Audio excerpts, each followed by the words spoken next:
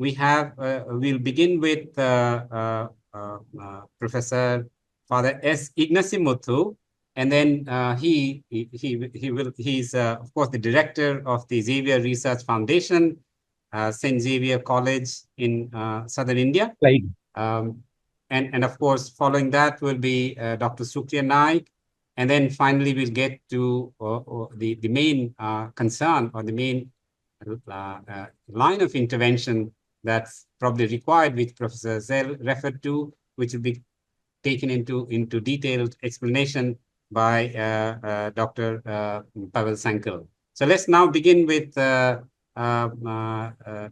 Ignacimuthu, and then we will follow on. Yeah, thank you.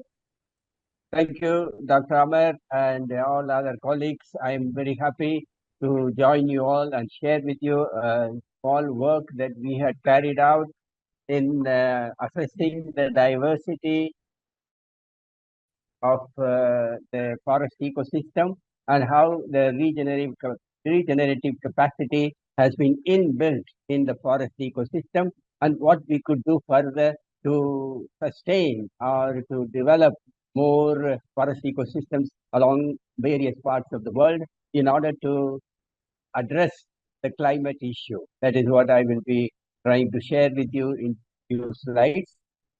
As you all know, Sustainable Development Goals pave the way for inclusive growth without deteriorating the non-renewable resources of the planet. The 15th SDG states, protect, restore, and promote sustainable use of terrestrial ecosystems. So, in this context only, we took up the forest ecosystem for our study, and this college from where I'm coming has been involved in a lot of conservation and the sustainable utilization of biodiversity for the last 50 years. Out of the 36 hotspots of the world, 4 are in India. The Western Ghats are one among them. It has diverse ecosystems and enormous diversity. It is a rich treasure house not only for the flowering plants but also for all other lower taxa. Nearly 70% of the endemic taxa of the peninsular India are confined to the Western Ghats. The Tirunelveli Hills, part of which we had studied and we had floristically analyzed, forms part of the Western Ghats. We made an attempt to document these flowering plants as well as the pteridophytes because the previous attempts were sporadic. We found in this region different vegetation types: the scrub and thorn forest, then dry deciduous forest, moist deciduous forest, semi-evergreen forest, wet evergreen forest, montane forest, grasslands. The present study we carried out in 3 districts in southern part of Tamil Nadu. We explored the region from 1996 to 2001. We carried out more than 60 field trips amounting to 360 field days, and about 2,000 species of flowering plants with 13,000 numbers were collected and documented. These are some pictorial depiction of some important species in the study area, which, for example, endemic and critically endangered, strictly endemic and strictly endemic, medicinally very important. Such where plants were able to be identified, and we came out with the floristic analysis related to all this. So endemic and critically endangered plants were taken into account in our study.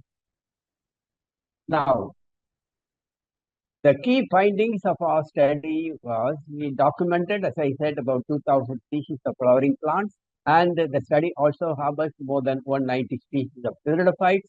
These fields have a rich diversity of gymnosperms, pteridophytes, bryophytes, mushrooms, and microbes. As you know, microbes play a very important role in flourishing of any forest, and these forest ecosystems have a tremendous diversity of microbes, because of which the regeneration possibility is also strengthened.